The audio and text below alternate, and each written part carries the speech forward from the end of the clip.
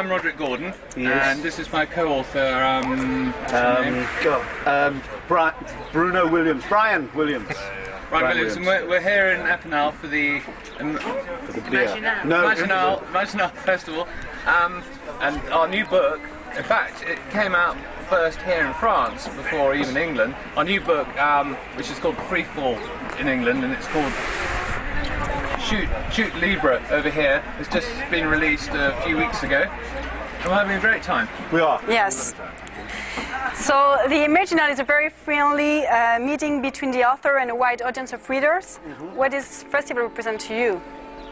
Chance to drink some wonderful coffees, and for Brian, chance to drink some very good beer, but also these things are always great because obviously the opportunity to actually make contact with readers.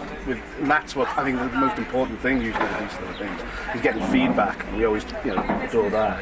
And other writers. And of course. Many French do we like writers. other writers? I don't know. I don't know if we. Yes, we do. We do like other writers. So you publish. I mean, your editor is Barry Cunningham. Could you just describe how it happened? Your first meeting, how publication of the book, and how you met with Barry Cunningham? Yes, I think as Brian's described in the past, it's a series of happy accidents. We self-published the first book, which was called The Highfield Mole, and. That only a very, very small number of copies, and one of them happened to get through somehow to Chicken House in England to Barry Cunningham. Of course, Barry's claim to fame is, of course, discovering and editing J.K. Rowling's first two Harry Potter books. And I think it was June 2004.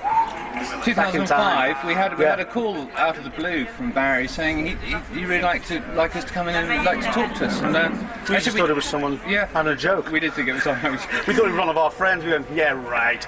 We got down 2 or 3 times before he finally got through and convinced us. And so he took us on for the first 2 books. And he's our editor as well. He's incredibly dynamic. The thing I don't know if anybody who knows Barry Cunningham is that thing. Right? He's immediately a ball of energy, and that's what was fantastic. He just infuses you with, you just want to get on with it and go. And the first meeting, from the word go, the first handshake, he was just energy. It's fantastic.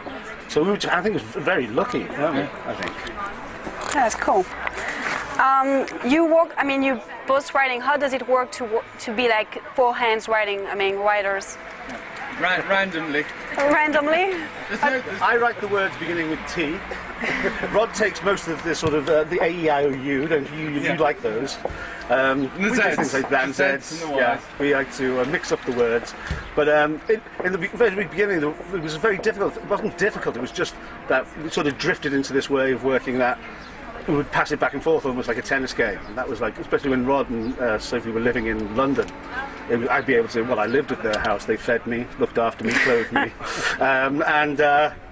so basically we would just be sitting all the time, just constantly back and forth, and so the process was one of constantly rechecking and rechecking and rechecking.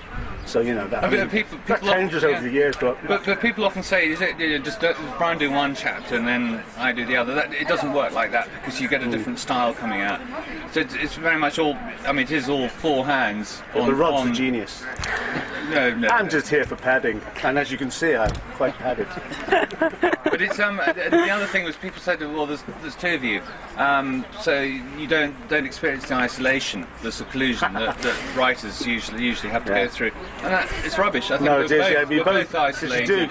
Because any creative process is that thing of you living in your head. Any writer, any artist knows that. You spend, we're not usually very good company for partners. I don't know, Sophie could probably vouch for this, because you spend so much time in our own heads. It's always a difficult one. So a writer's, artist, anyone, I think, even if working together with people, you still have that sense of dealing with the inner.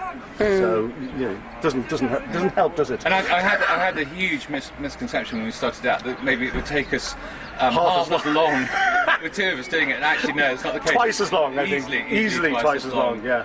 Because it's that thing about constant editing that you go into, so therefore it just lengthened the process. And Jean Cocteau once said a great thing. He said when he first had one of his plays put on in New York, and he'd gone over to see the first read-through of the play, and they were very worried because they wanted to edit pieces out of it. And Jean Cocteau said, these poor people didn't understand that when one edits something, it becomes longer. Right? That's very much the sort of feeling we got. And how did you get the idea of situating the action of your novel in the depth of the earth? I read that you were a fan of Jules Verne. Oh, Jules Verne. Yeah. I mean, Jules Verne. I mean, he's a God. huge influence. Yeah. The thing about Journey to the Centre of the Earth is that about 3/4 of the way through the book, there's when Professor Lidenbrook or Lindbrook and his nephew are deep down in the earth, they see this figure, a very tall, thin man, long hair. And I think he's got some sort of prehistoric animals around him, and they think he's some sort of shepherd. And they never approach him. You never find out what he's doing down there and who he is. They're terrified by this figure, and they run away from him. The other thing about Verne, where he's been a real model to us, is that he took. Journey to the Centre of the Earth came out. It's the 1890s, I think it was. That it came out. He took established scientific fact. And used that as the bedrock for his stories, and then he wrote the fantastic. He put the imagined parts on top.